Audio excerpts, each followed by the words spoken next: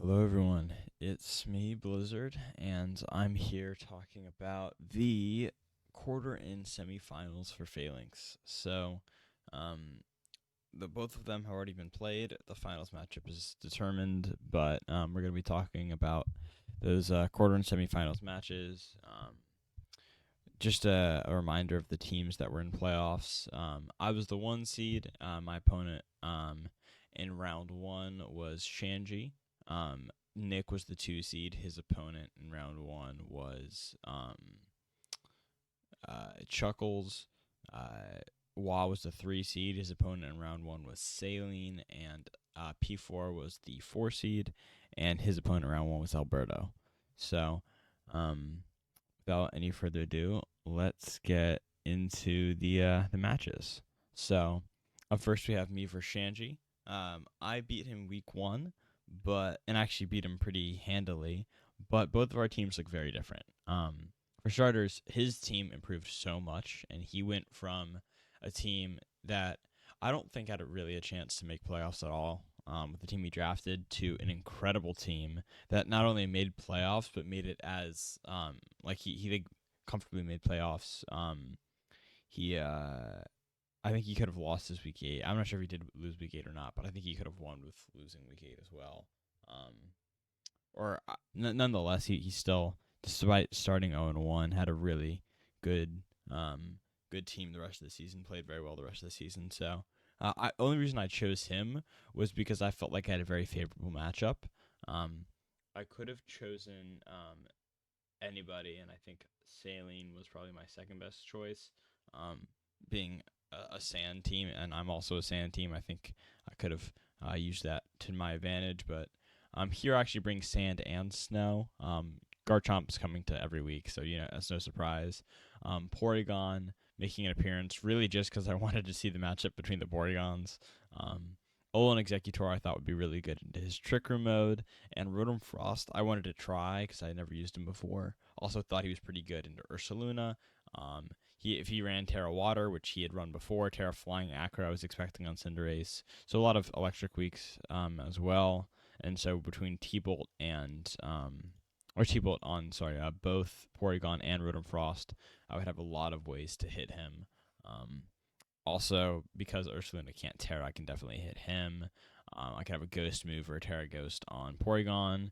I think my scouting was pretty effective this time. I was pretty prepared for the things I saw in team preview, so I felt pretty confident coming into this match. But yeah, I wasn't super sure if Dragalge would come. I guess that was the only other Mon that could have come that didn't. On his end, and then on my end, I didn't bring Orthworm. I didn't bring I'm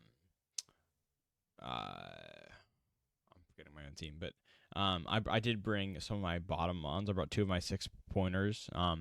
And that meant I left some higher point Mons like Slowking, Orthworm, notably Talonflame, who I brought week 1 and who really carried week 1 with Garchomp.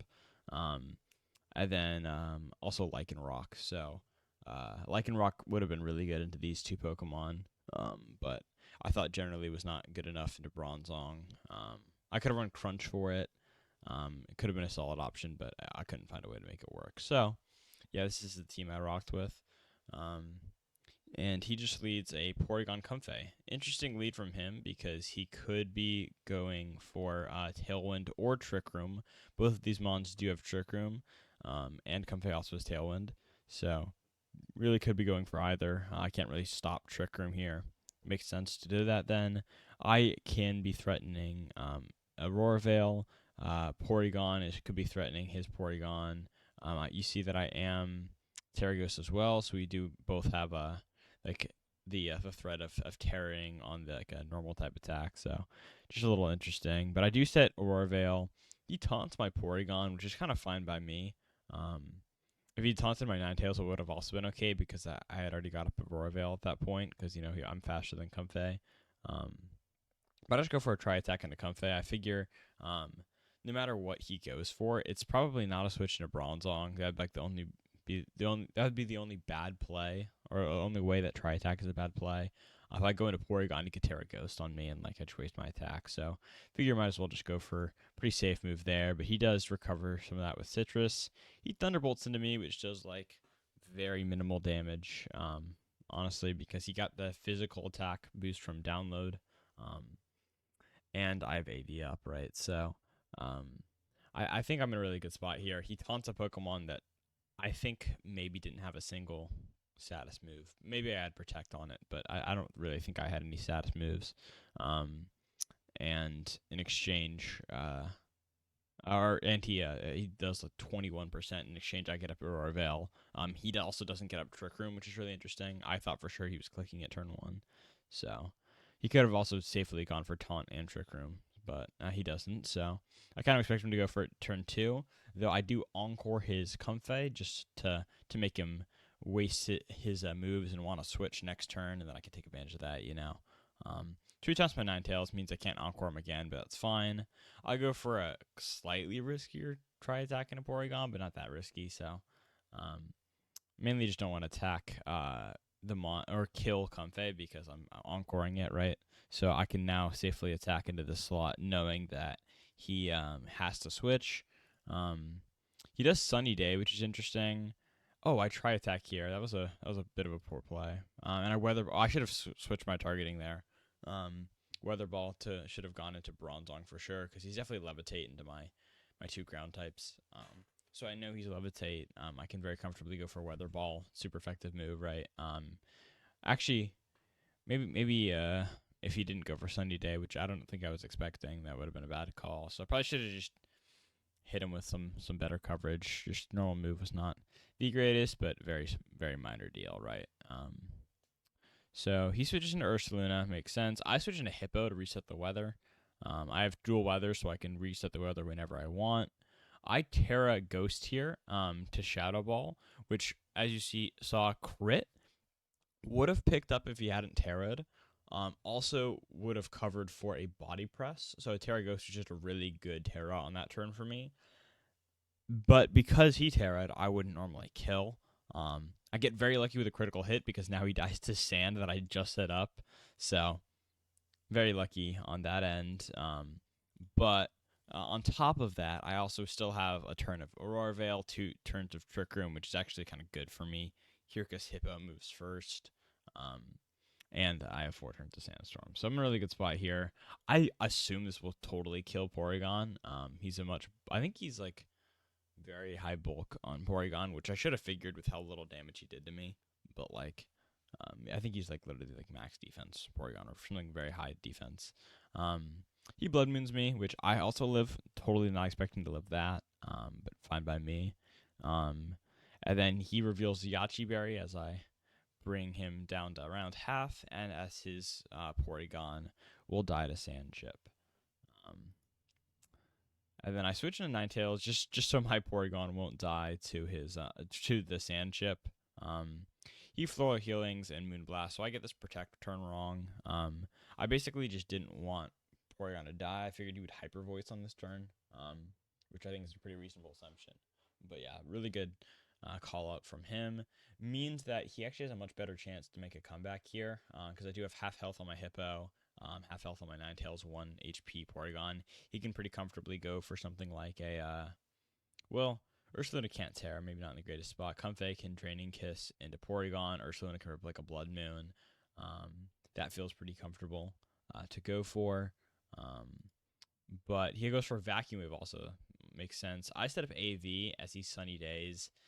Comfey has revealed the 2 instances of like if Comfey were faster than Ninetales, this would be a very different game. So that's why I ran a fast Ninetales this week. I needed to make sure I was faster than Comfey because it's been really important so far. Hippo comes back out the second he clicks Sunny Day, so it just doesn't matter. I can Encore either of these guys, but now that Comfey clicks Tailwind, he's revealed all 4 of his moves. And Ursa being locked into Vacuum Wave means that like I thought Comfey's only move was like draining, or only attack was Draining Kiss. Turns out he actually has no attacks, so it's even better than I thought. But Ursaluna being encored into Vacuum Wave means there's just pretty much no damage he can do. He does 14%, right? and Comfey will just die to Sand Chip. So at this point, it's a game one in my favor. I go for Weather Ball here instead of Freeze Dry, which is my last move for the Milotic if we brought it. The reason I'm doing this is because I don't want to reveal any extra information, and it doesn't matter at this point. Differential doesn't play a difference in playoffs, right? So I should just click Weather Ball again this turn. I choose to swap into Garchomp, which is kind of dumb because Garchomp is Sand Veil. And just because he has like 2 physical attackers on his entire team, so Rough Skin's really not useful for me. On the off chance that Vacuum Wave had missed, he would instantly know that I'm Sand Veil, and that'd be really bad information to give away. So I should have just clicked Weather Ball, and I just Body Press again. So at this point, even though his Encore is up, it doesn't matter. I can just Earthquake, pick up the kill. In retrospect, again, maybe like I switch and then Body Press or something. I don't know. Maybe I could have played that a little bit better, but still a pretty commanding win, and I feel pretty confident coming into game 2. I know him, or I know his playstyle at least. I know he's going to bring low kicks into race. Like, he's going to switch things up a lot. Low kicks, by the way, doesn't exist, apparently, like, on this side. But I think low kicks probably comes. If Bronzong can play a bigger role instead of getting like, nuked, that's good. But yeah, I figure that like one of these guys is definitely not coming for sure. And these 2 guys are definitely coming. So, and he does lead Cinderace and Comfey. I lead Hippo, Rotom. I have no idea what this lead is, by the way. Like this is such a random lead for me. I kind of figured he would lead these 2 guys, so maybe I wanted to Willow the low kicks, and then Hippo's just generally good into Cinderace and click EQ or something. I don't know really what I was thinking, but I did a pretty good protect on the Pyro Ball there. He Sunny Days is high horsepower, so Cinderace doesn't die to Sand Chip, but Garchomp will come on out. He's Super Fangs, kind of fine by me. Sits up Tailwind, not bad for him, but his Cinderace does go down. I reveal Leftovers, which I think was already revealed, actually. Sorry. And Invisible Low Kicks will Terra Water as he First Impressions. Doesn't do a ton of damage. And I pop his Balloon. So, like, also get some nice chip on Ursaluna. Feeling pretty good about that. So I just send in Rotom. I feel like it's pretty safe. Switch in here. He knocks me off, which is fine. Reveals the Chillin' Berry for Ursaluna. But I send him in just to click a side Earthquake, and it does a lot to low kicks. I can pretty comfortably go for another one this turn.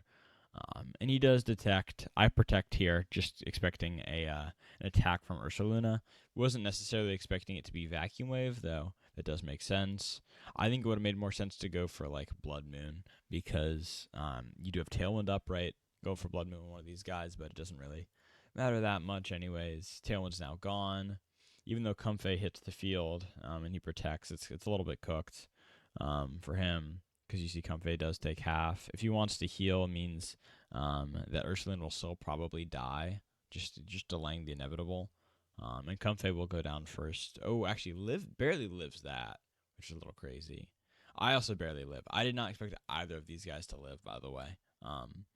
But the idea was I'd trade Comfey. He gets like half health Ursaluna. If he doesn't heal Ursaluna, Ursaluna's like pretty much dead.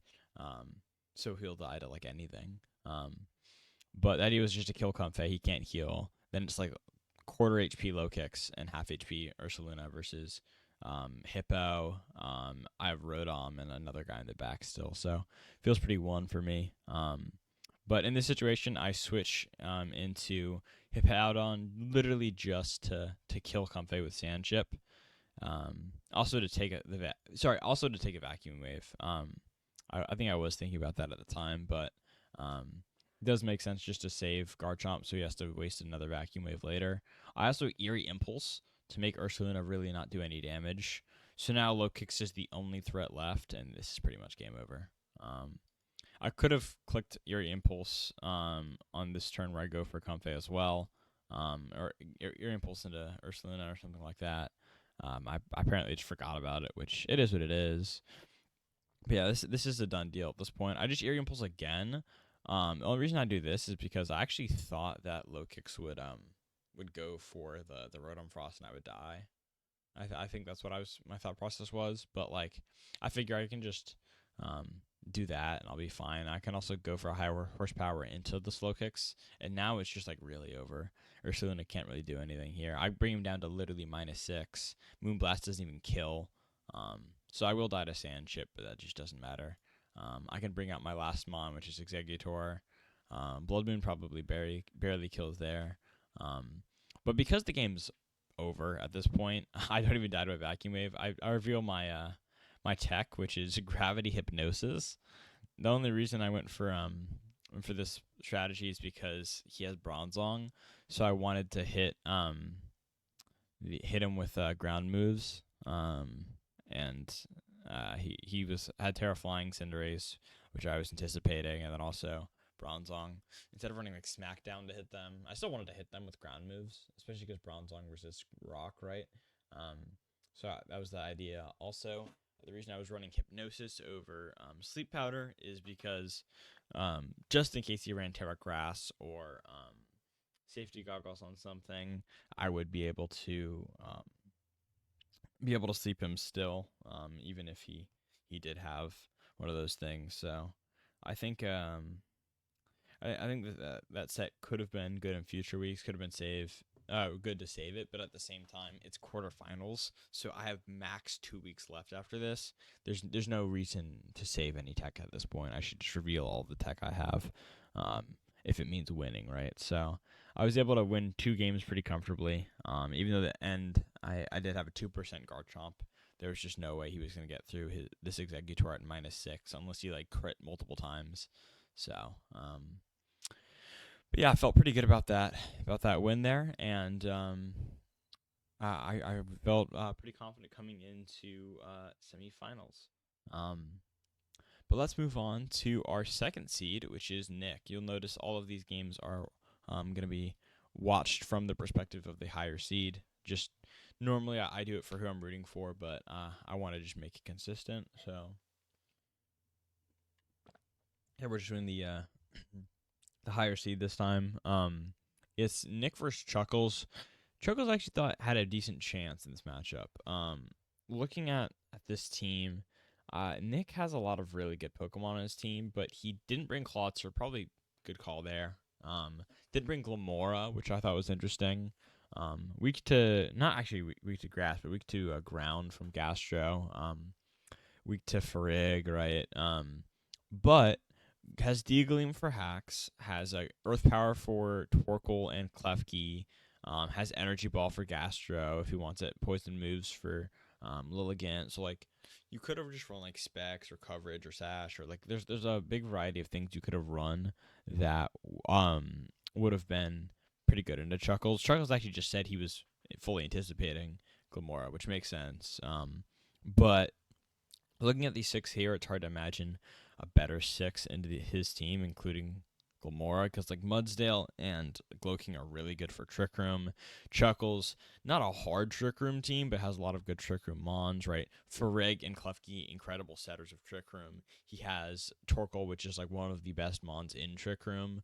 If Trick Room were like a constant status effect, or sorry, field condition, Torkoal would be like the best Pokemon in the game because it's so slow and so strong. Gastro, the speed is not accurate. I hate how Gastro always bugs on Showdown, but he's also very slow. Haxorus and Lilligant are kind of more on the fast mode. Klefki also has Thunder Wave if he wants to help with that as well. He can't really win the speed war with Volbeat if Volbeat clicks Tailwind, but it's very risky to click Tailwind to a Trick Room team. So we see a team that's probably designed to fight the Trick Room. Also, Mienshao does have Fake Out to help with that, even though Frigg is Armor Tail, could be useful once it goes down or if he's not brought. But yeah, 3 Mons here that lean into Trick Room and 3 Mons that can kind of counter with it or just deal some good damage generally. Makes a lot of sense here. Also, another important thing to note is it is Haxorus' first appearance. Hax has not come to any other games, even though Hax is really good, and he picked him up like I think it was after week 2 or something like that. He picked up Haxorus. I think this is his first appearance, but such a good Pokemon. Terra Poison makes sense for Glow King and Sylveon, especially for Sylveon, right? So yeah, gonna be a real monster probably in this, or I would imagine at least in this game. But the big thing for Chargos to consider is Volbeat's weather, right? So both Klefki and Volbeat do have Rain Dance and Sunny Day. So Chuckles probably wants to run Sunny Day Klefki. Nick probably wants to run Rain Dance Volbeat. So that could be an important um, part of the match. Also, Chuckles apparently used hacks against Raphael, which was I think week 8. So that's probably why I was thinking about it being his first time being used. So yeah, let's get into it. It is Hacks and Lilligant versus Volbeat Dragonite. So kind of the fast move on both ends, which is pretty surprising. I would imagine Nick would want to counter Trick Room with his lead, just anticipating that. But this lead doesn't feel great for countering this Trick Room because Volbeat can't click any status moves into Farig, right? So feels like a little bit of an interesting lead from Nick. Also, Haxorus is naturally faster than Dragonite, so that's something to consider. Lilligant actually naturally slower than Haxorus, but if there's a switch into Torkoal, could be the fastest thing on the field. So just a lot of things to digest on this turn 1, especially with a Terra Fairy on the Dragonite. Oh! So this is something we've seen a lot from Nick, actually. We've seen it with Mudsdale and Dragonite, where he uses Swagger to he swaggers his own Mudsdale, and because Mudsdale has own tempo, it can't be confused. So he is able to he's able to get the attack boost without getting confusion. On the Dragonite, he runs Lumberry, or I don't know, something like that. But he gets the free 2 attack boost. Was going to use that to just destroy Haxorus, but because of the protect there, yeah, the Dragon Claw just goes out into that, which is kind of expected, but good defense there by Chuckles. Also breaks the multi-scale from Dragonite. Othering Voice probably should do a little bit more than that, even though it's not super effective, even though it's like a neutral hit. It should definitely be doing more than that, so you can assume it's multi-scale, but it got broken there. We now see a switch into Farig and a switch into Mienshao, so kind of a good call there by Chuckles. Potentially. Terra Poison as well is pretty good for the Haxorus, but it's not a Dragon Claw, it's a Protect. So we see a Terra and attack into a Protect from Haxorus, and then immediately a Terra and attack from Haxorus, and then Protect from Dragonite, and a double switch. So they're playing in very similar ways. Both led their kind of fast modes. And yeah, pretty interesting start to this game. We see with Chuckles, he could probably, or probably does have like Torkoal in the back, maybe Gastro, and Frig could set up Trick Room, sorry, if he wants to. Could also be Torkoal, could be a Torkoal like Lilligant thing going on there if he wants to go for a faster mode. So a lot of versatility on Chuckles' end still. Nick, because he has these 3, he only has one answer for Trick Room, probably Mudsdale if I had to take a guess, which would be a pretty good answer for Haxorus here. But I feel like Chuckles is more in the driver's seat, so he does switch into Volbeat as there's a Detect from Mienshao, makes sense. Poison Jab just rips, very straightforward there. And a Psychic, also just very straightforward gameplay from Chuckles. Gets the Poison though, so Volbeat gets a little extra chip. Also, the Life Orb Haxorus. Haxorus is just an insanely, like, absurdly strong Pokemon. 147 attack stat off the dome. I don't know if that's correct, but 147 attack stat with Life Orb means he's just going to do insane damage. And yeah, Volbeat, probably not long for this world. Mienshao you expect to be Sash, so maybe like Hyper Voice plus attack Mienshao. Maybe you just Psychic and attack Volbeat just to make sure it dies, or I don't know. Like there's a lot of things you could do here. Could set up Trick Room if you wanted to. It's a good opportunity. But you do instead Ally Switch and Poison Jab picks up no Sash. Mienshao, really pivotal turn for Chuckles here, especially in terms of information. And then Brick Break rips into Haxor. So actually, funny enough, it would have been more advantageous to not click ally switch here. But you didn't know Mian Chao was faster, or sorry, Haxorus was faster than Mian Chao. Like, you expect Mian Chao to be faster. If Mian Chao had knockoff, or clicked knockoff into Farig, plus a brick break into Farig, it's gonna die, or not, probably not die, but he's gonna take a lot of damage, right? That's not good. So an ally switch here, you're fine losing Lorb on Haxorus if it means a kill on Mian Chao. I think that works out pretty well for you. So learns a lot of really good information so far. Like, he knows about the swagger tech, learns about Brick Break, which you never expect on Volbeat, but makes sense for Screen's Klefki. Learned that he is not sent Sash on Mian Chao. Learned that he's not banned on Dragonite. You have a lot of good information here. Dragonite will come back out, though. Protect does make some sense, as Dragonclaw does just rip. Brick Break just does, like, pretty much no damage.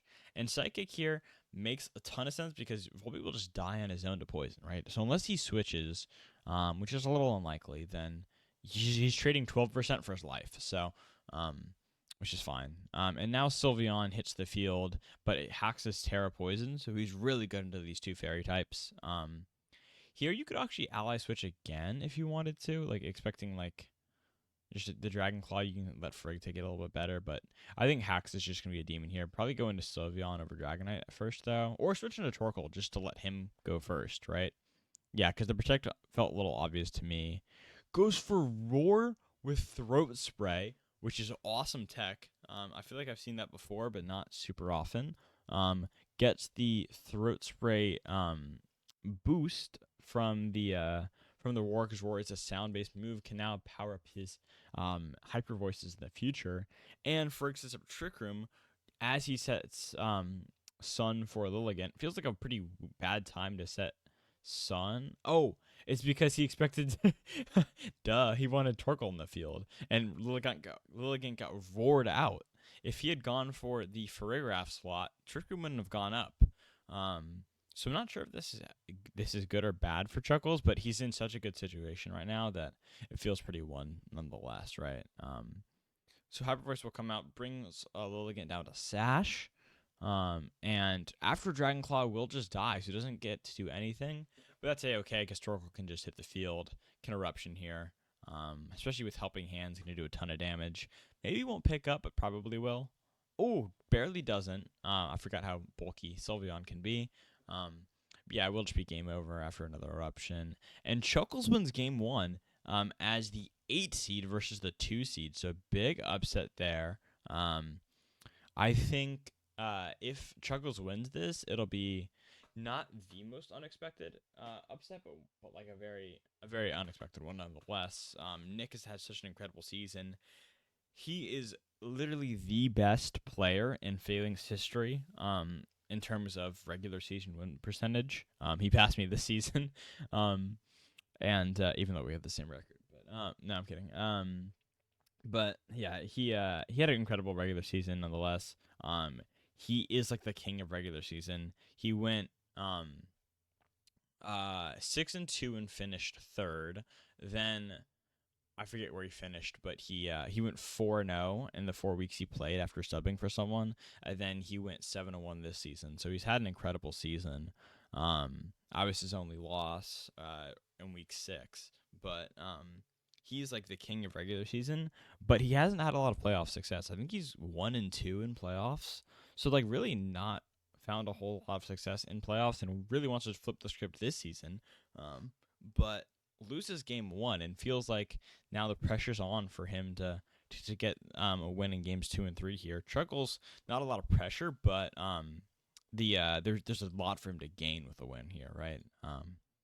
So we see this time an immediate Lilligant Torkoal lead just to get the chlorophyll boost, and a lead that's much more responsive to Trick Room. Like one thing I appreciate about Nick is that he learns his lessons from in between games.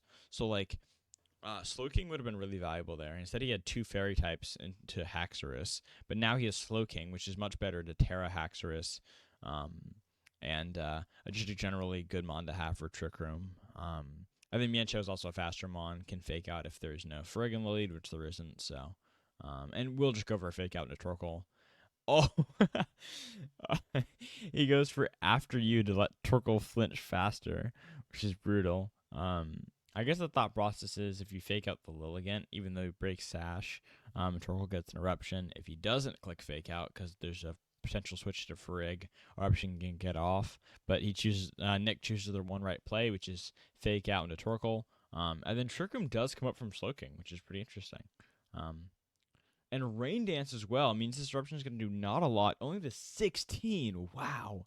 And Alluring Voice comes out into a Protect. So this Mienshao we know is not the fastest thing in the world. It is slower than Haxorus.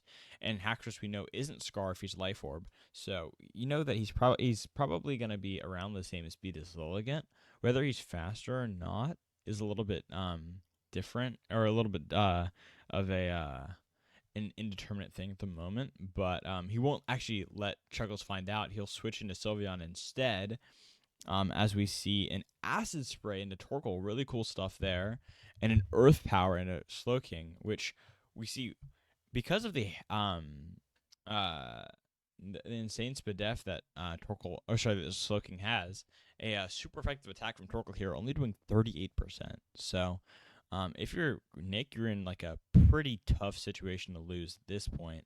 You can just like go for a very straightforward move like Hyper Voice plus Acid Spray into Lilligant, or Acid Spray the Torkoal again. I mean, a lot of things you could do here, right? I would have personally go for Acid Spray Hyper Voice, because Earth Power doesn't kill still.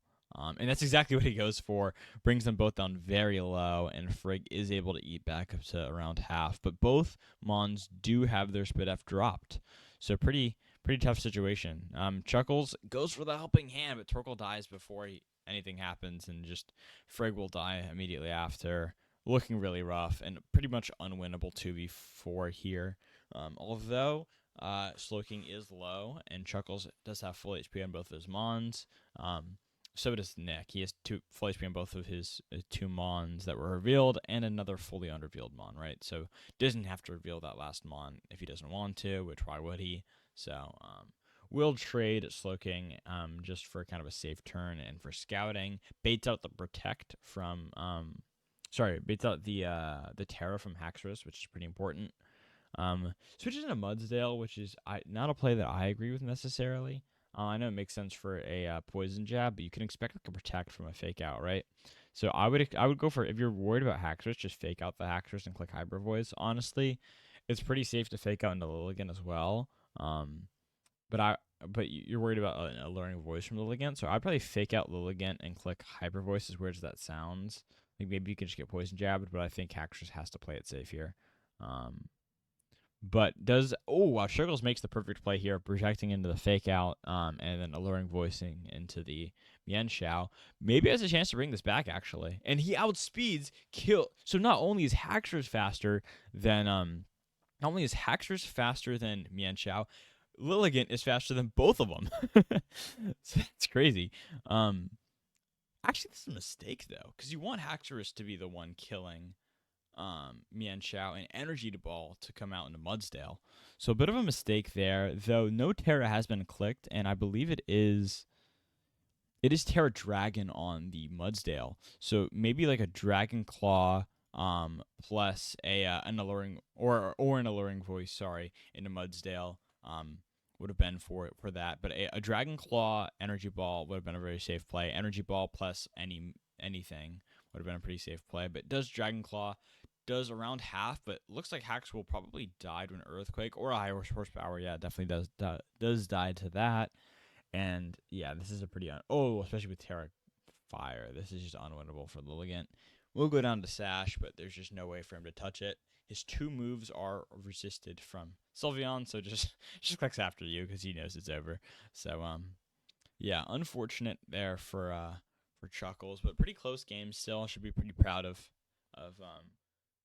like, let's say that the set ended with those two games. You should be pretty proud of how you played. And Nick has a little bit more confidence coming into this game 3, but it's really anyone's game. I think what we learned though is that Lilligant probably shouldn't be brought actually, because between Sylveon being able to Terra, Volbeat typing, Dragonite typing, Slowking typing, Mienshau's type. I mean, Mienshao and Mudsdale, the two Mons he's good into, really, but like these four Mons he's not great into, or she's not great into. So I would say Lilligant is the one Mon to not bring. Other than that, Klefki probably comes in the lead, knowing Chuckles.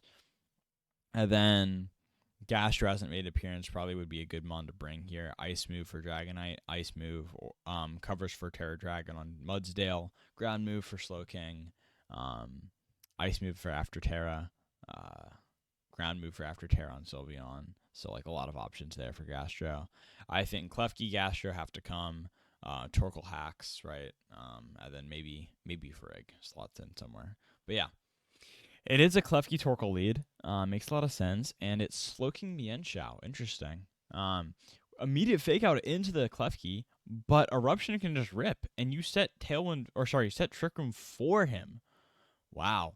If you're Chuckles, you got to be really happy about this turn one. I mean, whatever you were going for on Klefki, it doesn't matter. Let's say you were going for Trick Room, like that. It just doesn't matter, right? Like you get Trick Room up for you, even though Mudsdale and Slowking are slower than Klefki. That's still fine. Like Klefki's Terra Grass if he wants to, doesn't really need to. Torkoal is Terra Fire, so you can power up his move, but like you can either Eruption here, Earth Power, Energy, if he has energy. No, sorry, Solar Beam. That's what I'm thinking of. But Torkoal has a lot of options. Could just Protect as well. I think we've seen Protect. No, we haven't. But he could be doing something. I don't know. Torkoal is the fastest one on the field, at least. So, he Metal Sounds the Mudsdale could be picking up a kill here, though Heat Wave after the Rain Dance. So looking, by the way, I think we forgot to mention this, and by we I mean literally just me, but the Slowking is guaranteed an item like the Power Anklet, Power Lens, Iron Ball, one of those things, something that halves its speed, right? Because there's no way for it to be slower than Torkoal. Otherwise, if this is min speed Torkoal, if it were mini spin speed Torkoal, that would probably have been addressed by Chuckles. He would have been like, oh shoot, he's slower. So this means that the Slowking will move first, can change the weather. Really good call and prep there by Nick. So yeah, the Heat Wave is really going to do like nothing. And then Horsepower doesn't quite pick up, but we'll put it in range of an Acid Spray probably. A sunny day from Klefki, but we'll just die. Torkoal will just die. So at this point, Gastro has to pick up here, and you have to not take a ton of damage from this Sylveon here. Metal Sound makes sense. If you Earth Powers, this is a great play. He Sludge Bombs. Okay, it's okay. He gets the Poison as well. Terra Fire, Terra Blast, covering for a Terra Fire? Probably covering for a switch. Yeah, because he has Hyper Voice, which would have been a better move. Maybe he meant to go into Klefki, misclick, but probably was covering for a switch. So at this point, because you're Gastro, you didn't Terra. Last turn was the perfect turn to Terra, by the way. Like you haven't Terra'd yet. This turn, imagine you get hit with a Grass Knot that does 37 divided by 4, right? Because it goes from super effective to resisted. So that's like 10. That's not even 10, like 9%, right? Plus a resisted Terra Blast, which does 17. You take like a quarter of your health, right? Instead of half your health. That would have been really good. But you're a little bit more of a tough spot now. Does he double into this slot? Oh, he does. Oh man, if he had gone for Earth Power into Slowking, who couldn't protect, right? Feels like a pretty safe play. If he had done that, maybe also Metal Sounded into the Sylveon still, but done that, he would have been a really good spot, or because Trick Room would have been ending. But instead, gets down to a very low percent. Has a pretty free attack from Sylveon here before he moves. But actually, Gastro has a chance to do something. If it's like Earth Power will kill Sylveon. He's faster than Mudsdale, and Haxor's the field. So just don't Terra Poison on Haxor's and you win this, right? Dragon Claw. Oh, but he's Citrus Berry Mudsdale. That could really matter. Also, Slowking lives with 5. Oh my god, does he die? No, Trick Room comes up. Oh my god, he had to double the Slowking there. again, we know Slowking can't protect. So here, it's pretty safe to just Dragon Claw and Earth Power. And then Slowking dies. Let's say Mudsdale goes for Gastro, which is probably the best play. Well, no, let's say he goes for Haxorus like he did, right? Haxorus and Gastro can for sure win this. Let's say he goes for Gastro, then Hax can for sure pick up here. So, with how much damage it's doing, especially, right? So the double into Slowking was for sure the play. Instead, Trickroom comes up. Now we have the fastest thing on the field being Slowking. A Grass Knot will for sure kill Gastro. Even if he Terra Fires, he can go for Acid Spray, which probably kills even though it's resisted. So the correct play is, oh my god, he doesn't Terra, doesn't kill. So Gastro has to pick up here with an Earth Power onto Mudsdale. Oh, wait a minute. Mudsdale's also fat. Oh, I forgot. Gastro's like 39 speed minimum. Oh, so it's over either way. Oh my god. So Hax had to. This is the winning play. This is the one winning play, right? Whoops. Not. I mean, in this situation, either Terra Fire on the Grass Knot or don't Terra on the Acid Spray, right? Step one. Step two, you have to hope that Mudsdale also hope that Slowking will think that he can pick up the kill, and Mudsdale goes for hack. So if you can pick up with one of them, like probably Slowking, but either, right? Slowking's probably the safer. Actually, I don't think it really matters.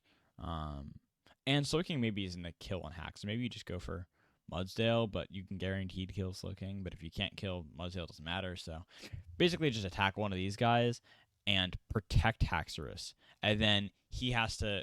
You have to get the call right with what he's going for, which you do. You got that part right, but you needed to protect on Haxorus or have a high horsepower miss. But that's the only way for Chuckles to win at this point because of the speed tiers. Now Mudsdale will move first and pick up here. Yeah, wow, what a set though. No, I mean it makes sense, especially with the showdown glitch, like showing that Gastro is min 4 speed. You always forget that he's actually like 39 speed min. I'm guaranteed it's like 39 or maybe 43 or something like that, but like it's 39 speed. So Mudsdale is slower, but what a set! Wow. So if you're Nick, you gotta be feeling a little nervous about the ending of that game, but you played a very good set. If you're Chuckles, I mean, what a set. Actually, if you're Chuckles, you should be very proud of this season because you started off 0-2, right? Your team was pretty terrible.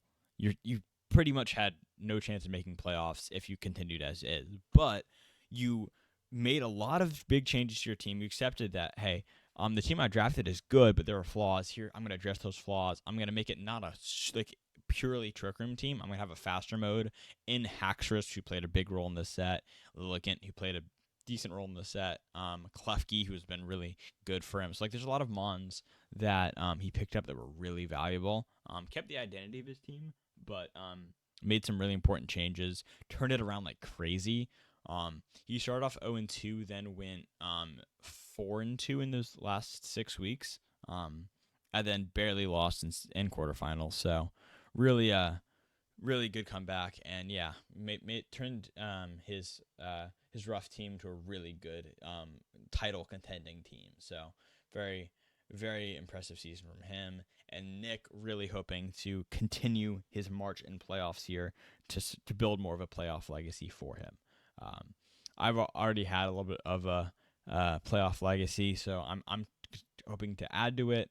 Chuckles here hoping to kind of, or not Chuckles, Nick here hoping to kind of forge playoff identity. But let's move on to P4 versus Alberto.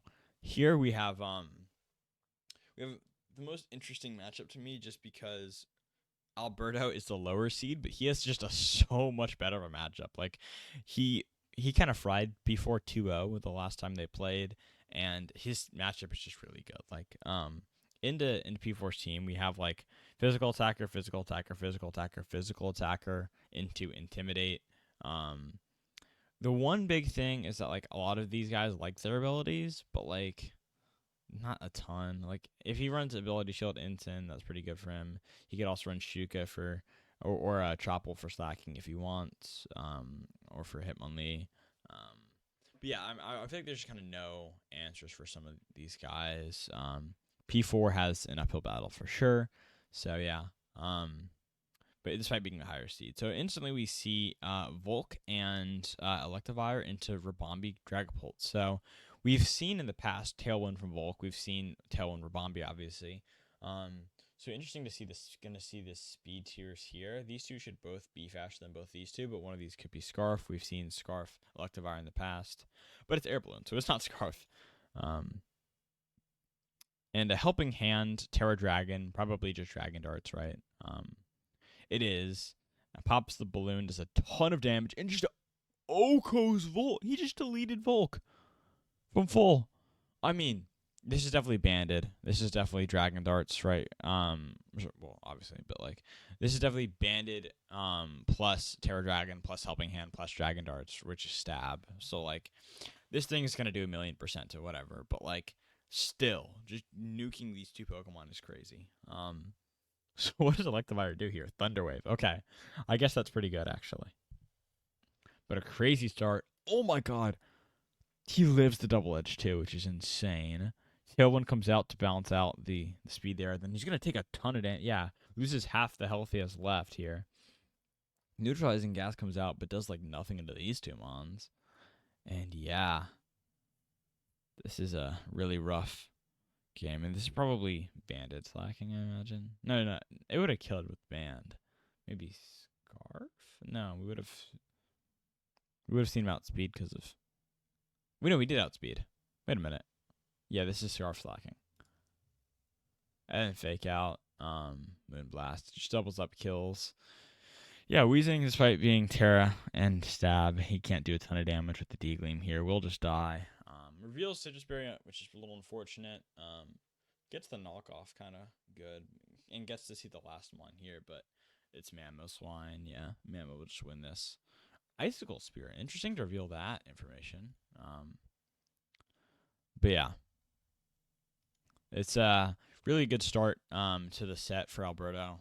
If you're P4, you can't be that mad. I mean, like, this is the nightmare matchup. Like, you just don't want to go up against this team. Metagross feels like the biggest piece of, like, dog shit in the world into this team. Like, it just can't do, in my opinion, can't do anything unless it, like, body press. Body press is probably his best set into these guys, right? Also, Steel Move can hit Rabombi. Knockoff can hit Pult. So, like, you have to use the options you have on it. But like it's kind of struggling. His whole team is just struggling really defensively into Alberto's team. So yeah, let's move on to game 2 though and see if P4 can adapt.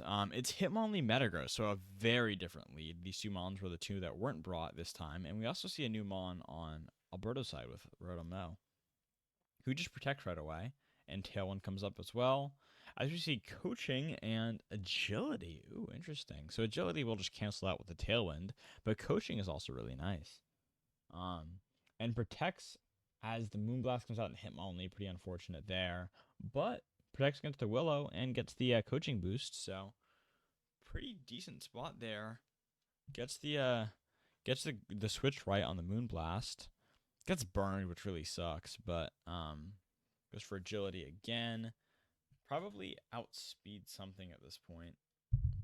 Well, I don't think it can outspeed Pult unless he's like literally max speed, but he's probably bulky if he's running this set. So I don't think he can outspeed. Maybe he outspeeds Rabombi, but probably doesn't outspeed Pult, which is pretty interesting. Takes not a ton from Leaf Storm, but he's burned, so he's going to go down to half here.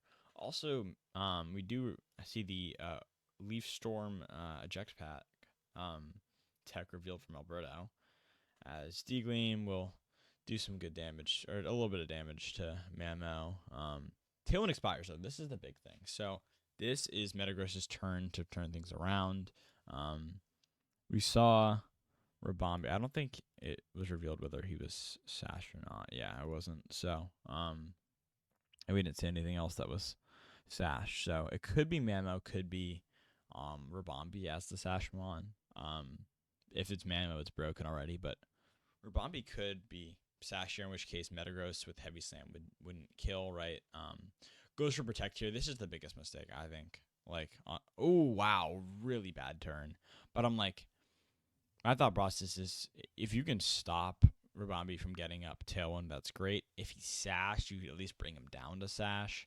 If you're worried about Mamo, go for Mamo. Just Heavy Slam into Mamo. You're +2 on both, right? But you're more worried about the Rabambi here, setting up Tailwind. So pretty unfortunate. Psyking can hit the field though, and Psyking actually is pretty solid.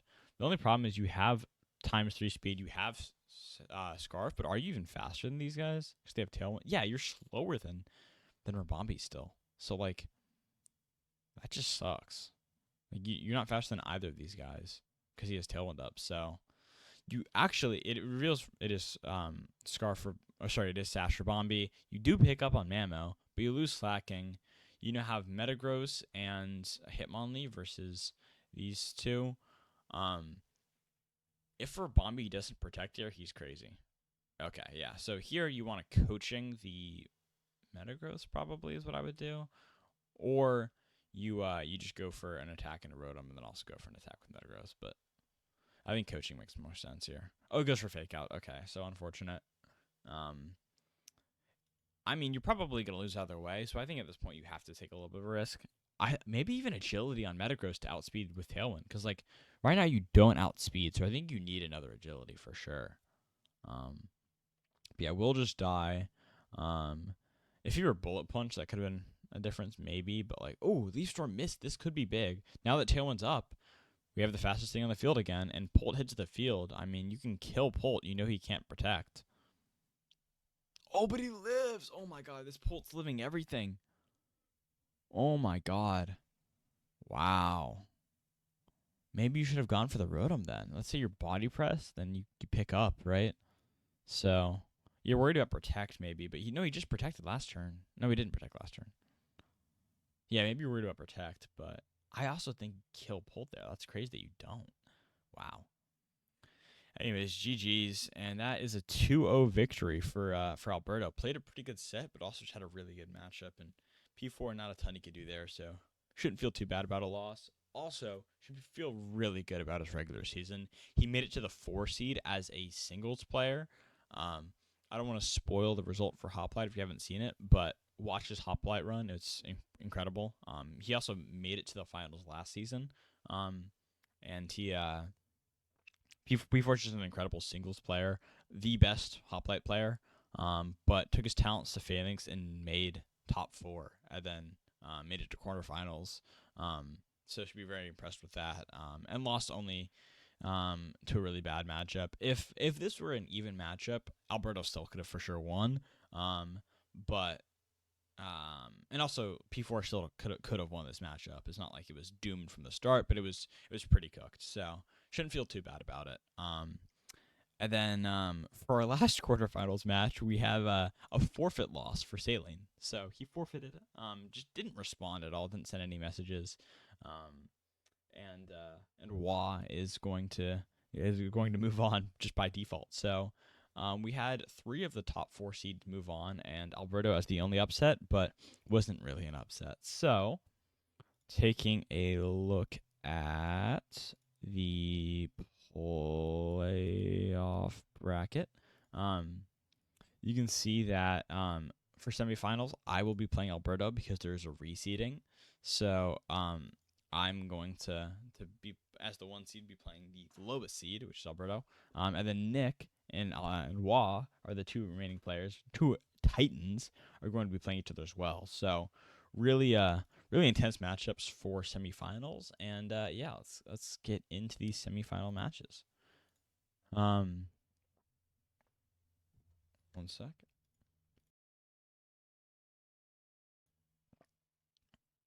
All right.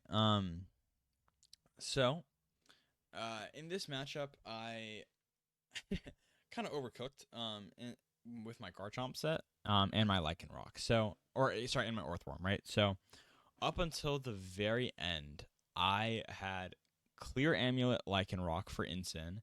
I had Sorry, no, I had I think I had Covert Cloak, Lycanroc, Clear Amulet, Garchomp for Instant, and then I had Porygon instead of Orthworm with Chilly Reception on Slowking to set the um set the snow for Blizzard for Porygon. Um, the very last second, I'm like, Orthworm feels really good into his team. Am I really gonna not bring Orthworm? And so I did what I would normally advise against, which is like if you feel like a Mon should fit on the team, but like your team is like you don't have anyone you want to drop or anyone that you can drop, I dropped him. So I put in Orthworm, but I think Orthworm is a really good Mon here for a reason. I'm confident in its ability to deal with these two Mons, especially. Also with the Terra Steel and Rodon, which I was expecting. So I think my prep for this into his team was pretty decent. Though on my end, it was like maybe not the greatest. So was a little bit actually was very nervous about this match as well. Especially using Lycanroc for the first time. But I figured it was a really good Mon into these two Mons, especially with Accelerock. So yeah, I was curious to see how this would go. But I didn't want to reveal my Garchomp set right away, so I led with these two guys. Also with Sand to break a potential Sash and Rabombi. Went for Protect here, expecting a Fake Out. Got that call right. And he went for a Skill Swap to take my Earth Eater, which is interesting. But I set up Substitute, and I get a Protect off, so pretty good turn. Actually, very good turn one for me. I switched into Garchomp here just because I want to get Orthworm out, and I don't feel comfortable going for a Terra or a Shed Tail. So he Moonblasts into my Hippo slot and taunts my Garchomp as I Curse here. Get my attack back to neutral and get my defense up. The idea here was Curse Substitute for Trick Room. Though with the team he was running, I should have figured he's not like going for Trick Room. This was really I was way over prepped for a Galarian Slowbro, which is a kind of a weird thing to be over prepped for considering it's weak to ground. But nonetheless, yeah, that's why I was running this set, and I kind of committed to it anyways. I switched to Orthworm here actually. As he gets the Para, he also gets the Burn, so really good status from both. There, I get the sub back up. I'm not sure what Hippo's really accomplishing here, but he's gonna go for it at least.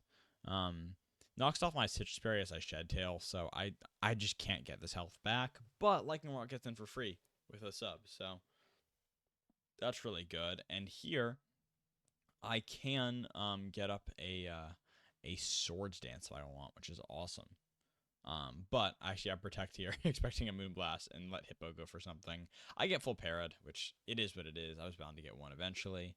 So I switch into Orthworm as I Accelerock. He lives at 1, which is like, come on, man. I really wanted that to kill. Moonblast picks up on Orthworm, and Hex goes out into this slot. So really unfortunate there. Probably was going for the Hippo.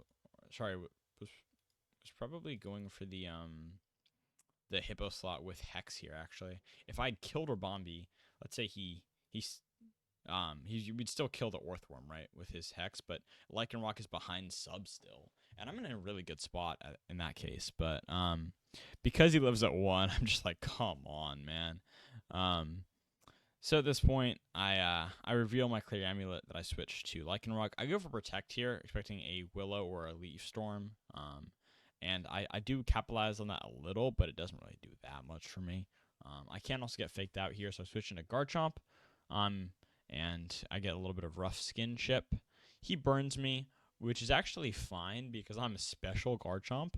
I was considering it, and I was like, I'm going to go Specs Garchomp. And then I'm like, well, I'm going to go Covert Cloak Garchomp, which is like the stupidest thing in the world.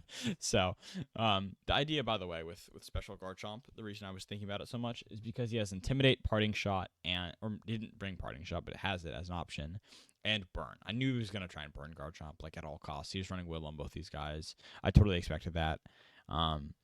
But instead of going with Sub Garchomp with Clear Amulet to deal with both of those things, which would have worked great, I go for Special Garchomp. So Flamethrower doesn't even pick up on Rodon. And Hex does a lot of damage. He knocks off my Covert Cloak, which I don't think is doing anything anyways. But I get full parried again on Hippo. So just between this full Paraluck and between the uh between the 1% live from Rabambi. A little bit cooked. But he has two mons that will die to either Sand Chip or the or an Accelerock. So at this point, not fully cooked, though both of these mons do just lose to Azu. So I think he timers out. So he was probably winning this game, honestly, because I don't think my Chomp set, if I run my normal Chomp set, which had Poison Jab, or the other Chomp set, which had Sub and had just like ground moves to hit it, I think I could probably win from this point on. Especially with both of these guys dying to sand, right? I protect on everything, so like I can probably win this out. In this situation, I don't think I do, but it's pretty hard to say actually. Um, I think it's unlikely though. Going down to timer kind of bails me out. I don't really know what he was doing there, but he did just time out, and this has happened in the past. So obviously not intentional. Obviously he had a good chance to win. So if you wanted to, like, if he could have played it out, he would have, right? He just did keep an eye on timer there. Apparently he was looking back at Terra types for these guys, but yeah, a little unfortunate there. But I'll take the game 1-1, right? I feel like I'm going to. At this point, I feel like, well, I might cheese a win, right? I might like win despite having a worse team or playing worse, right? Which I don't want to do. I don't want to like cheese a win against Alberto. I have a lot of respect for him as a competitor, right? And so yeah, he switches things up a lot with this lead of Polt and Alzu. And Talonflame feels really good here because I can just burn him, right? And that can be pretty valuable. But I expect Alzu to do something, maybe Dragon Darts, and Orth can take that like a champ. So I'm gonna just protect here, actually with both. And then I see double team Dragapult. I'm like, bro, what? Also, immediately I'm like, dude, I literally had Porygon on my team and I dropped him. I would have had Blizzard, which is like, by the way, like bringing an evasion strategy into a team with a move that can't miss is insane. But he did it, and so now I'm like, shoot, I don't have Blizzard. Like, what do I do? Um, he liquidations, which so the protect there on Orthworm was a mistake. I was really just not planning on that. I was planning on just protecting Talonflame. I think I got nervous and went for protect there on Orthworm. But I set Tailwind here. I feel like, okay, well, I do have even though he is double teaming, I do have Shed Tail. I'm gonna bring somebody in, right? So I'll bring in my Lycanroc with Crunch. Any liquidations kills my Talonflame, but that's kind of fine. Wish I could have burned Azu, but it is what it is. And I'm going to Terra Water here and protect. So I'm really, really scared of Azu here on this turn. Pulled, I don't know what he's going for, but I'm really worried about Azu at this turn. He baton passes into Mamo as I go for a curse here, which is kind of fine. He liquidations. If I hadn't Terra'd, would have been better, but it's a reasonable Terra. He does just Jet and a Lycanroc though. ICC and a Mamo. I miss.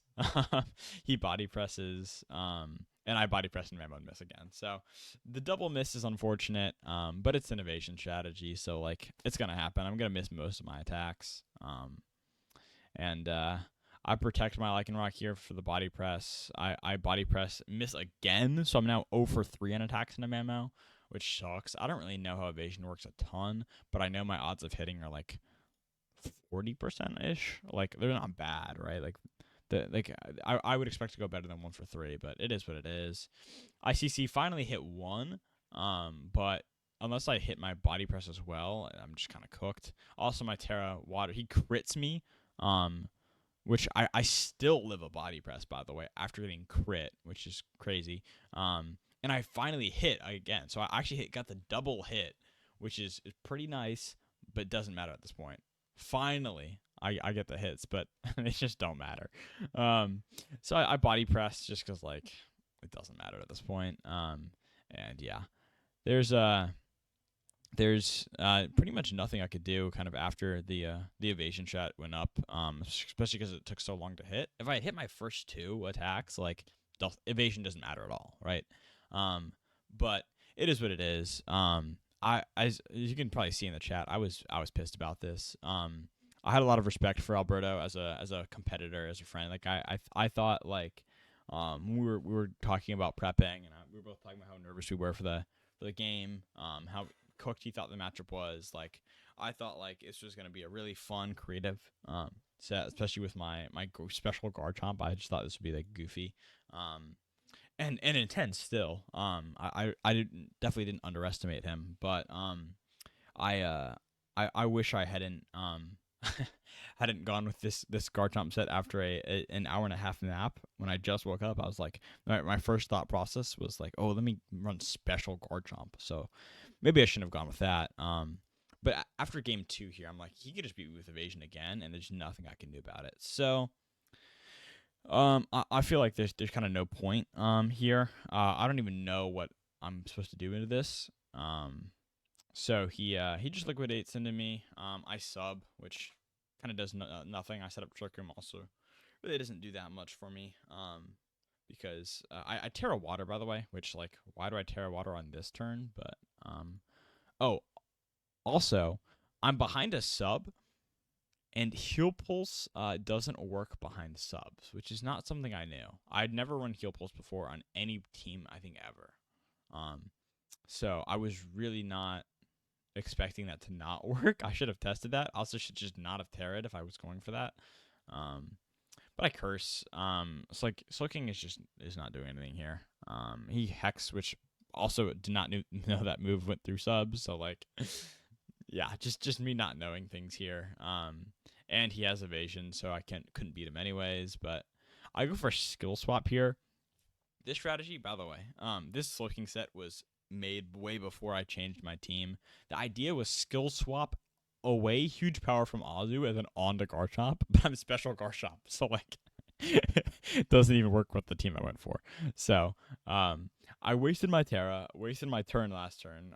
Pretty much waste my turn with Orthworm here by going into Garchomp because Garchomp doesn't do anything, right? But he just double teams again, and yeah, there's no way I can win this unless I get incredibly lucky with hitting. I skill swap, give Garchomp huge power. Also, didn't realize, but I think with the sub up, they both keep like we skill swap, but like Soaking keeps huge power as well. I think that's how that works because you see huge power on both of them. I think that's what happened, which is really interesting. But yeah, I just Earth Power. And T-Baton passes into Mamo again. I don't have anything on Garchomp that can touch Mamo, so I just lose. Yeah, I heal pulse, and he icicle spears, but again, there's just nothing I can do with either of these Pokemon. So just poor team building on my part. If I'd gone for Blizzard strategy, I would have avoided this. But yeah, instead, I'm just stuck missing moves. Yeah, really disappointed in myself for not bringing a good team because I had a good team and I kind of threw it away for no reason. So disappointed in that. Also, felt very very disrespected by Alberto running the strategy into me. Like running an evasion strategy in the semifinals. Like I was very disappointed, disrespected. So yeah, I felt especially knowing that he would go on to fight. Like if this was quarterfinals, right? Like maybe, right? I ran Sandvale on my Garchomp quarterfinals. Like that's fine, right? But or I think at least that's not. It's quarterfinals. It didn't play a role. It didn't end up mattering at all. And I certainly didn't lean into it. I certainly didn't run with with uh with like bright powder Sandvale, right? But yeah, I felt immensely disrespected by being faced with a evasion. So very disappointed there. Knowing that he would also go on to the finals, I was like, dude, it sucks that someone beats me with a BS strategy because I brought a bad team into him. Like that's my fault more than anything for letting him be able to make this effective. I mean, it was an effective strategy. It worked, right? I had like literally no counterplay other than just like hitting my moves. So, it was a good strategy. But yeah, a pretty unfortunate thing for me. And yeah, just kind of poor play and prep on my part. I had won seasons 1 and 2. And then I lost in quarterfinals of last season. So I really wanted to make another finals run. And I think something I learned over the course of the last few seasons is that when I'm in a bad headspace, I shouldn't play a game. I was in a bad headspace here, pretty clearly. I was in a bad headspace, so I shouldn't have played. Um, but I did, and that's a mistake I've already learned and I've already dealt with multiple times. And so it's not a mistake I should have made again, but it is. And so I think at this kind of from here on out on, or here on out, I should really just like make sure I don't make make any like poor decisions that I know are poor. And so yeah, pretty disappointed with how I played there. But Alberto identified the winning strategy. I mean, double team was he also made every call right in prep. Like every single call was correct. He brought infiltrator over clear body or cursed body on Dragapult, and I ran sub on one thing and shed tail, right? He correctly identified I would not go snow like or and then I would like lean hard into sand, which I had never done before. I brought hippo the last 2 weeks, but I hadn't, or maybe the last 3 weeks. Um, I brought him a few times, but I had never like hard leaned into the sand. So like, good call out there. Um, my special Garchomp felt like he couldn't do anything into him. Azu was I kind of knew Azu would be good into me, but he still really was. Mamo with the Icicle Spear would have been good for Yachi if I were Yachi. So yeah, he just made a lot of really good calls there. Hex with his Wisps and like Thunderwave as well. So yeah, I think he made a lot of really good callouts in prep as well. In terms of Terra types, I think I don't know, they weren't anything super special, but like he did just make a lot of pretty solid callouts in prep, and I just made a lot of bad ones. So I think it was not a game I'm proud of at all. But it's kind of done now, and so Alberto is your first finalist as the sixth seed. Makes his way to finals. Had a little bit of an easier playoff schedule, but had a certainly pretty tough time in the regular season, or had some tough opponents there. Um, and yeah, he's your first finals opponent, and he will be up against Nick or Wah. So both of which pretty good teams into him, and pretty good teams generally. So but yeah, he's your first finals team. So let's move on to the second finals, or to figure out who the second finals team is, which is either Nick or Wah. We see Nick brings his Bisharp, which is like Bisharp is such a good mon into all of Wah's team. Honestly, like it's good into Basket Legion and Sinister because of Dark move, Florges because of Steel move. It's good into Raj and Scrafty with fighting, as well as Mienshao having fighting. So like, um, uh, then Dragonite's really good into some of these mons, especially if everyone's like Hurricane, he could, right? It would be good into Sinistra, good into Scrafty. Probably just gonna run a standard physical one, but yeah, Mienshao, Bisharp, were really played a big role in his win against Wah with the last time they played, which was like week 2 or something. I forget when they played. Maybe it was week 5 because they fought. Nick had to fight me or Wah, and then me in back-to-back weeks. But yeah, he has a pretty good matchup in my opinion. But Wah is known for very unique prep. I think Wah's prep this week was incredible. I helped him prep. But like it was like almost all him. So yeah, very impressed with his prep kind of before coming into this game, but I know Nick was a really tough team, so I was interested to see who would win this. At this point, after I think this was whoops, yeah, this was after my game, so I was just rooting for whoever won this to beat. Wow, Berto, honestly, but we see a Basque Florges lead. Interesting because Florges is really good in both these guys, but Basque is not like a typical lead for a lot of people. Or in like Reg H, where it's like Reg H has Basque as like one of the best Pokemon, so you can lead it, but if you do like flip turn it out, like you don't typically just like lead it and let it take a ton of damage. You kind of want it for cleanup a little too. Wah is not afraid to lead it though, and that's something he's shown throughout this season. Florges also, I think, is a really good lead to both these guys, especially Scarf Florges, which we will see here that he is. And with between Aqua Jet and D-Gleam, Yancho just dies. So really good turn 1 for him. Doesn't lose anything besides the information, I guess. Learned that it's adaptability. Bask almost guaranteed with how much damage that did. Maybe it's banded, but probably adaptability. Florges is a Scarf, which you should know from that turn. So yeah, but if you're Nick here, you probably want a Tailwind on Volbeat. Dragonite is a little bit in a little bit of a tough situation here. So maybe he wants to Terra Steel. If he's Terra Blast, that's great too. But maybe he wants to switch as well. We'll just switch into Glamora, which makes a lot of sense. We see a Flame Orb Trick from Basculegion, from Volbeat onto Basculegion, meaning Basculegion is now burned for the rest of the game. Really important because Bask is such a strong physical attacker. Yeah, this is something that I ran a lot when I've run Volbeat in the past. I've had it the last 3 seasons, right? Before the season 4. So I really like Flame Orb Trick. And yeah, it gets Sash as well, which is really, really nice for Nick.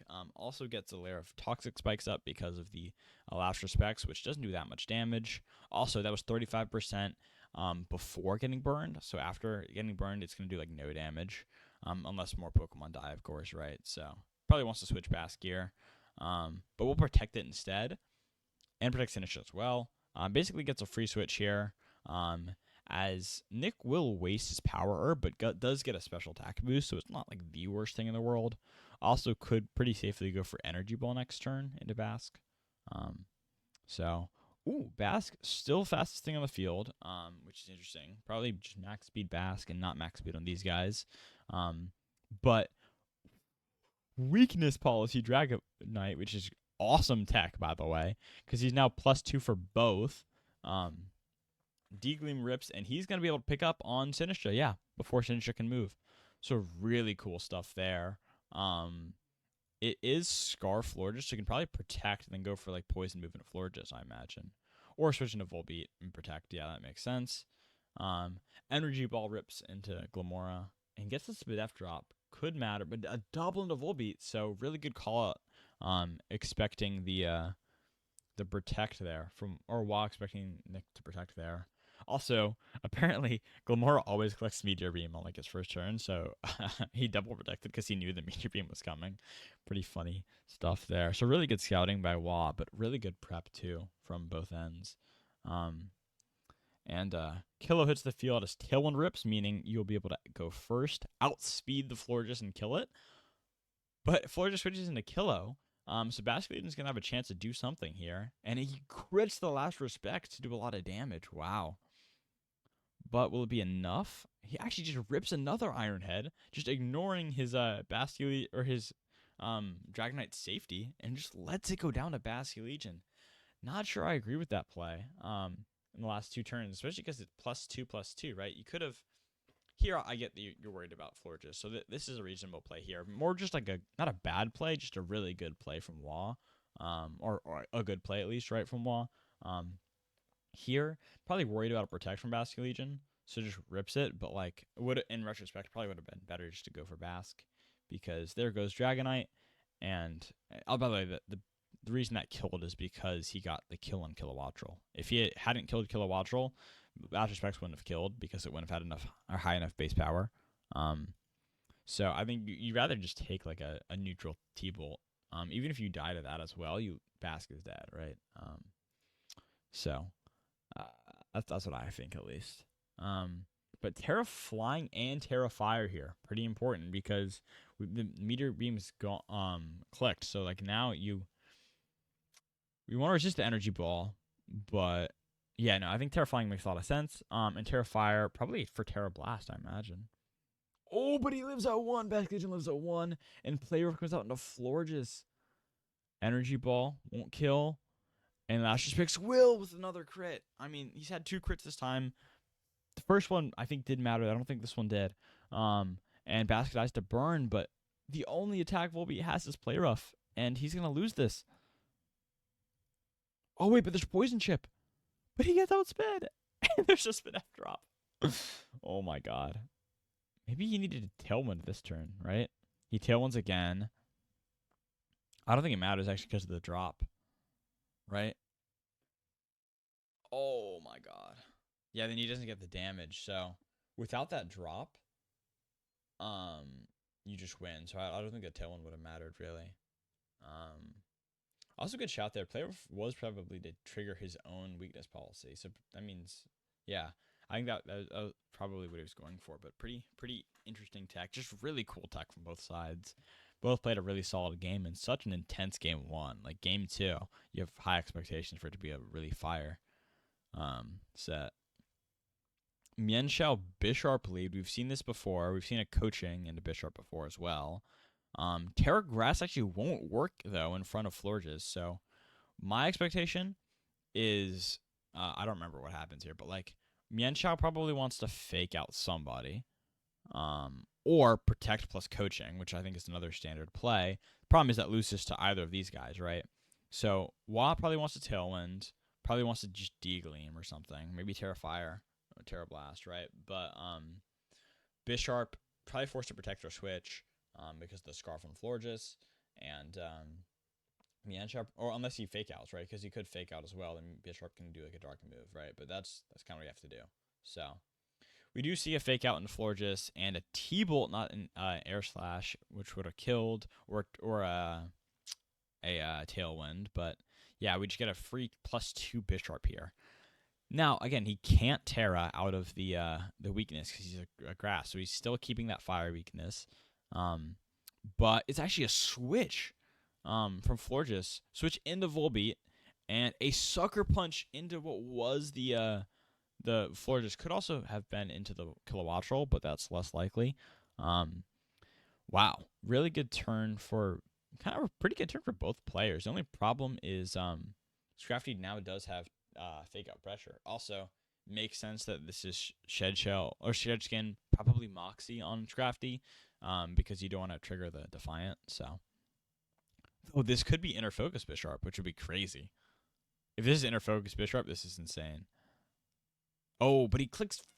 Oh, he clicks Trick Flame Orb into a Dark type. And he's not Inner Focus. Oh my god. I forgot Bisharp got Inner Focus, but that would have been an insane play if he had been Inner Focus. Just calling out that Wa wouldn't run Intimidate, because like, why would you run Intimidate into a Defiant Mon? Wow, that would have been crazy. Quick Guard actually, but a Tailwind instead. Air Slash will just kill. So yeah, wow, really rough past few turns for Nick here, and I don't know if he can come back from this. Play Rough does like nothing to Florges. Probably. Oh, and the attack and protect as well. Yeah, I think here you probably. I mean, if you want to cover for a switch, you go for Play Rough plus Dragon Claw into the Florges, or into the Scrafty, which switches into Florges. Makes sense wanting to go for Kilo though. I don't think it's a high priority target right now though, because like it threatens. I guess it does threaten Mienshao in the back, but you can probably wait on going for it. Encore into Protect is really good, though. Oh, no way, bro. Lord just lives at 1%. Lord just lives at 1%, meaning a Play Rough into the Dragonite Dragonite weakness policy would have been way better than a Play Rough into Florges. But, like, a higher roll on either the Play Rough or the Dragonclaw would have killed. And he Terra Blasts, breaks multi-scale, which could be really big. Kilo fails a Protect because he's Encored into it. Has to switch at this point. But wow. With 2 more turns of Tailwind and knowing that Florges is 1% and Kilo has to switch, you could pretty comfortably go for a combination of Dragon Claw and Play Rough. We know that Volbeat's faster, so maybe you Play Rough into this slot. But Florges probably switches anyways or goes for Volbeat, so it's a Basque Legion switch. Play Rough does go into the slot, probably expecting Scrafty and a Dragon Claw. So the targeting was bad. If it was Play Rough into this and Dragon Claw, Basque is way lower. This could be a very different game. Still 3v3, but Tailwind's now up. Has to click it again as Dragonite protects, and Trick gets the Flame Orb on Basque. But Last Respect goes into Protect. Okay, so here you can Tailwind again pretty comfortably. And the Encore comes out, but the switch into Scrafty, who is playing a great game. Both of these guys playing great games. Last Respect does a little bit of chip, not a ton because he is burned, and Dragon Claw does rip, does a ton of damage there. Protect for the fake out makes sense. Tailwind comes out. Last Respect comes out into Protect, and Close Combat to Protect. So great turn from Nick. Wow, these guys are just playing an awesome game, honestly. Mianchao hits the field pretty risky, and an Ice Fang into Dragonite gets the freeze. Oh my god. Activates weakness policy, but if he stays frozen, which he does, wow, this could be game. That could be it. If he's extreme speed, he wants to click that.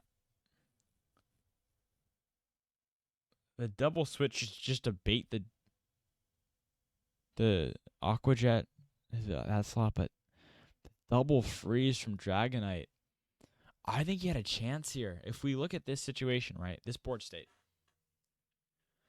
If you go for Play Rough into Basque Legion, he'll die on his own, right, after like a little bit.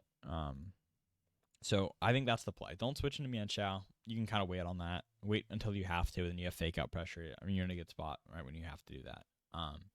But if in this situation you Play Rough the Basque, you Dragon Claw the Scrafty. Scrafty's taking a ton of damage.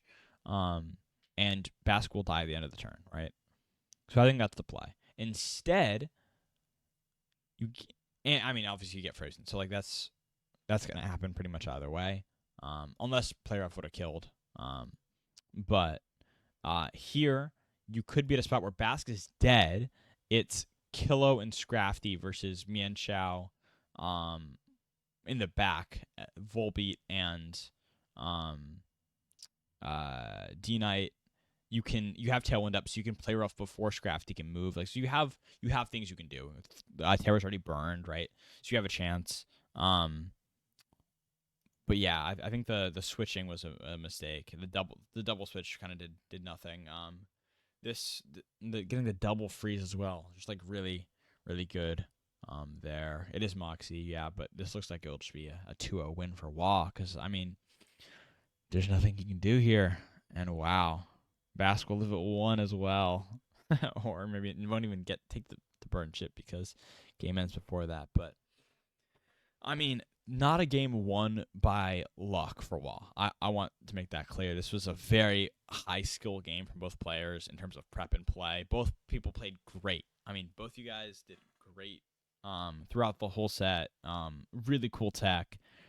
My favorite set to watch the entire season, especially with semifinals, right? Because a final spot is on the line here. So very high intensity, but also like just very high level of play, and very, very impressed with both players. And Wah takes home a very well deserved win to make it to the finals. And so now taking a look at our playoff bracket. If this works. Yep. You can see these are the results from the playoff, or from the semis games as well. You can see that Alberto and Wah are your 2 finalists, and it'll be Nick and I in the consolation match, the 1 and 2 seed in the consolation, not the finals. But yeah, I think that us 4 were the expected to make it out of the quarterfinals round. And I thought it was a complete toss-up between Nick and Wah.